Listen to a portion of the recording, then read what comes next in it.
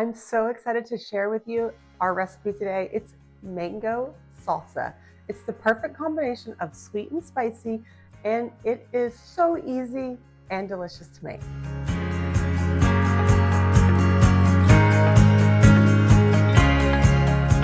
Hi, I'm Carrie from eatingonadime.com, and I am on a mission to help families eat well on a budget. And what that means is we want to teach you how to make nutritious, delicious meals that you can eat at home without spending all day in the kitchen. Now, mango salsa is such a fun salsa to make.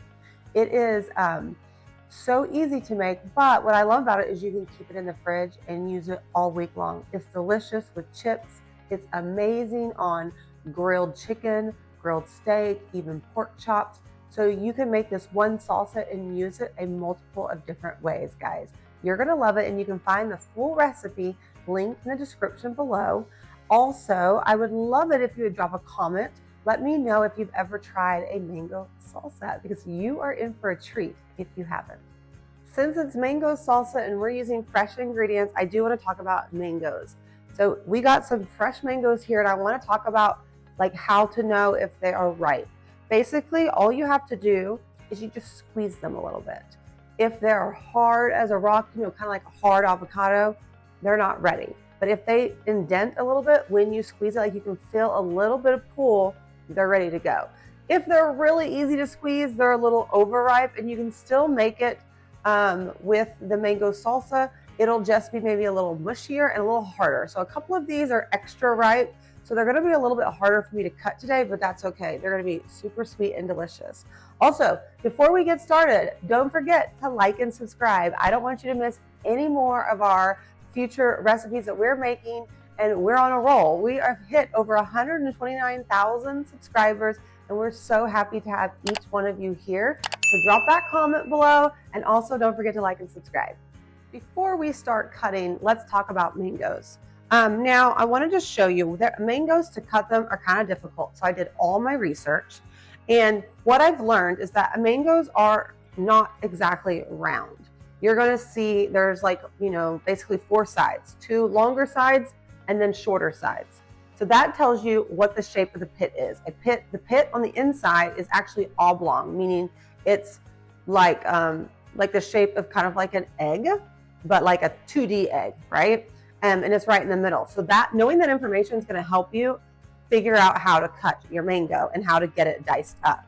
Okay, so as you can see, this is the longer side than this. So this is how I'm going to cut it. Let me grab a knife.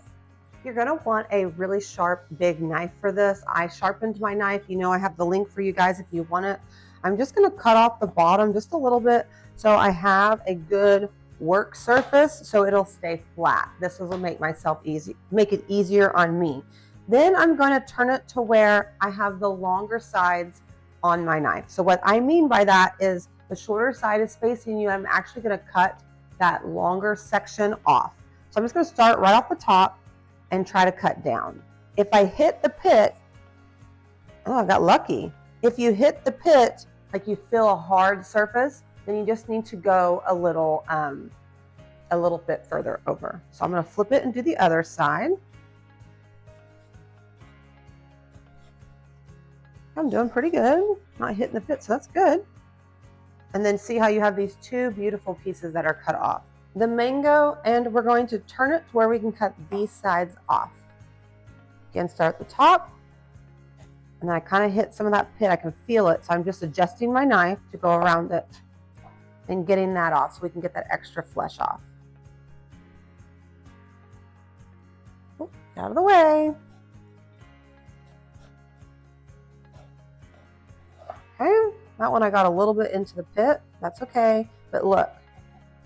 Super hard, and then you just move this off to the side. See how hard it is? Okay, let me show you on this one more time up close how you start it, since I wasn't up close. We're going to cut off the bottom just so we have a nice, good landing spot so it's easier to cut. Find which one's the longer side. Hopefully you guys can see, like right here. See how this is a little bit longer than that? I know it's probably hard. See, that's a little bit longer to see on TV. I said TV, but I meant, YouTube. But maybe you're watching this YouTube on your TV. So now we're going to start with the top, And I'm just going to kind of cut at a diagonal and try to go around that pit. If you hit the pit, just adjust your knife, or you can start over at the top. This pit seemed a little bit bigger than I wanted. That's okay. And we're just scooping these sides out. Oh, it smells so good, guys.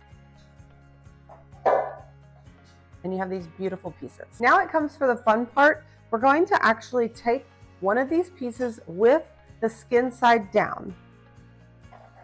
And then we're just gonna run our knife through it to make a grid. So if you've seen my how to cut an avocado, you know how to do this. But we're just gonna run my knife through that piece, but we want to not go through the skin, okay? So we're just getting it through there. And then we're gonna cut it the opposite way. Get this piece out of the way. And then once you do that, you can take this big piece and fold it out, and you have these perfect little mango pieces. You can peel them off with your hand, you can scoop them off with a spoon, or you can even use your knife. And you have these perfectly diced up pieces. Let me show you a little bit closer. So here is our mango slice, skin side down. Then we're going to run our knife this way and just making parallel lines. And you thought you didn't need math. And you're wanting it to get down into the skin. Then you're going to turn it and run the lines the other way. So we're just making a grid. So we're basically dicing up the mango without it even coming out of the skin. Take the sides, the skin part, and then you just flip it out. And look at that, beautifully diced up a mango. Isn't that so fun? I love it. Now you can use a spoon to take them out, or you can use your knife to cut them right off. So I finished up the mango, and honestly, the hardest part about chopping the mango is not eating it all. Mango is so delicious. And you'll see that in mine. I have it feels like almost 3 colors of mangoes. One wasn't quite as ripe, one was really ripe, and one was perfect. But it's still perfect. I'm just gonna mix them all together. So don't stress about the little things like that. It's still going to be delicious. I'm gonna clean up real quick, and then I'm gonna show you what to do next. Now we're just gonna put this mango into a large bowl. Remember, when you're scraping off of your cutting board, make sure you use the back side of your knife, not the front, so that way you don't dull the edge of your knife. And I know I've been like a broken record, but guys, you don't need to spend $1 million, oops, $1 million on knives in these fancy knife set. You just need 1 to 2, maybe 3 good knives. You need one like this, a bread knife, and then I like a fillet knife to use sometimes. Okay, now we just gotta chop up our the rest of our veggies, but I'm gonna cheat and use my chopper. When I say cheat, this is what I mean. Instead of me hand chopping everything, which is totally okay, and you can do it, but I'm going to use my food chopper. I'm obsessed with this one. I actually have 2. Both are amazing, but for today, there's different plates inside, and this will help you chop them up. I'm using the smaller one because I want them pretty fine, but you can chop these by hand. I do have a link for this as well. We're gonna start off with, we need about a quarter cup of red onions. So I'm gonna take my red onions. I'm gonna show you how I use it in this chopper. And I'm just eyeballing it. You can measure it, but I'm not gonna do that today. So I'm cutting it in half, and then I'm peeling off the skin. And then I'm cutting it in half again. So you kind of have this triangle. You see that? Then I'm just going to push it down with the point first, and that makes it to where this will cut beautifully. One push, and you have these beautifully chopped up onions. Honestly, that looks close to a quarter of a cup, so I'm just gonna stop there. Then we need 1 bell pepper, finely diced. I'm gonna just cut off all the ends.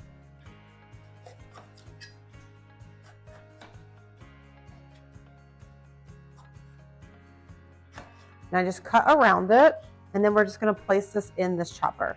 This one's a little bit smaller, so I usually have to cut these pieces in half. Ooh, that red onion is getting me. Woo! It's strong today.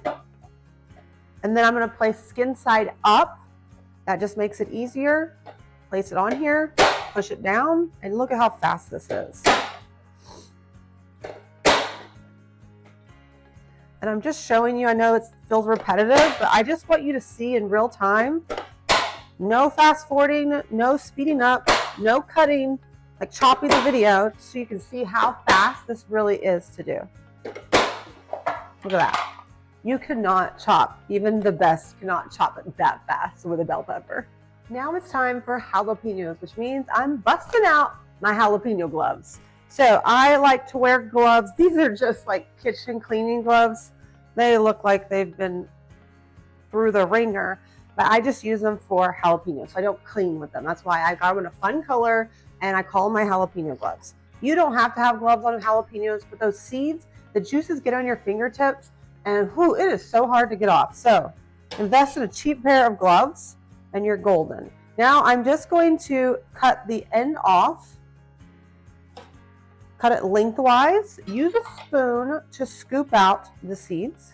I'm gonna move those aside. We just cut off the stem. I just wanna show you closer so you can see. Cut it in half lengthwise and you'll see all these seeds in here. Take a spoon and you just hit that rib. This is the rib, just so you know, the little white part. And then you're just gonna scrape it out. And look, all those seeds come right out. This is super important to know when you're making jalapeno poppers, by the way. Make sure you check out our recipe on eatingonadime.com. And we just wanna get those seeds out and then we're gonna chop it up. Then we're just going to take those pieces of jalapenos, lay them skin side down, and chop them up. See how easy this is? The hardest part is literally the mangoes, and that wasn't even hard. Perfectly cut, and we're going to add this to the bowl.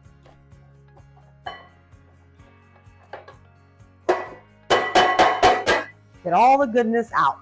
Then for the last thing to chop, cilantro. We need about 1/4 cup. When I chop cilantro, I do use the knife. Oh, that's something else I meant to say. Don't use your mango in the chopper. We tried it. It doesn't work out well. It just, the flesh is just a little juicy, not quite as good. So I'm just running my knife through it quickly. We want about 1/4 cup. If you have that, let me know in the comments, guys, if you love cilantro or you think it tastes like soap. I'm obsessed with cilantro, but I know some of you don't. You can leave it out if you don't like cilantro. I don't know if I've told you guys this story, but one time I was eating cilantro and I tasted soap, and I was like, no, because I love cilantro, but it went away, so we're okay. Maybe it was just letting me know, you know, what everybody else, you know, it tastes like for them. Okay. Now we got 2 fresh limes. As you can see, we're using fresh ingredients for everything. Love it. We're just going to squeeze this right on top. If you haven't invested in one of these, I say invested, they're like $10. Lime or lemon juicer, like you really need to grab one. It's the best thing ever because it keeps the seeds in. It gets you so much more juice out. And the fresh lime juice, you could do like a jarred lime juice, but it's just not the same. And limes are pretty inexpensive. But the fresh lime juice on this is just amazing. And we're almost done. See how easy this is? I'm just going to top it off with some salt and pepper. I love these grinders because, well, they grind for you and they feel fun. Then we're going to do a little bit of cumin, about 1/4 teaspoon. This is optional. You can leave it out, but I kind of really like it in there. It gives you that sweet, that spicy, that smoky. Whew. Then we're just going to mix this up. Oh my goodness, look how delicious this looks. Hello! I'm so excited for this. Now we're going to let this sit in the fridge covered for about 15 minutes to let everything combine, the seasonings combine, and then you're ready to serve it, guys. Isn't this so fun? I'm so excited. Off to the fridge we go. Okay, I let it set in the fridge. We're gonna just throw this in a serving bowl. This actually isn't a serving bowl. It's like a pasta bowl. I use it for soups, chilies, serving salsas. I've definitely gotten my money's worth out of these beautiful white simple bowls. They were not expensive. But look how pretty this is. Get all the goodness out, spread it out, and we're ready to serve. You can remove the sound. Oh, I'm so ready. It's my favorite part. I already snuck a bite off camera, and it's so good. Okay, so I'm just serving it with some chips, but guys, this is so good to serve on chicken, fish, pork, and even steak. A mango salsa on top of anything grilled is amazing, and it just gives it that fresh, delicious flavor. But I'm obsessed with it on grilled chicken. I just love it. Okay, so let's give a bite. The big hooping, scooping, heaping bite. Ow. Words are hard, friends.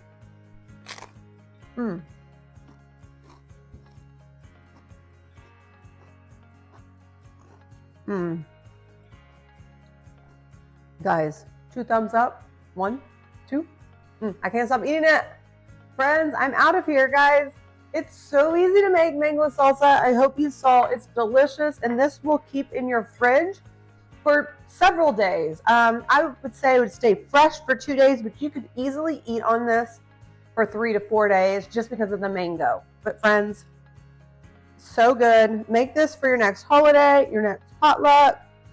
Remember, you can get the full recipe, including all the links and stuff that we used, in the description below. Or you can always go to eatingonadime.com and just search mango salsa, and it will pull right up for you, friends.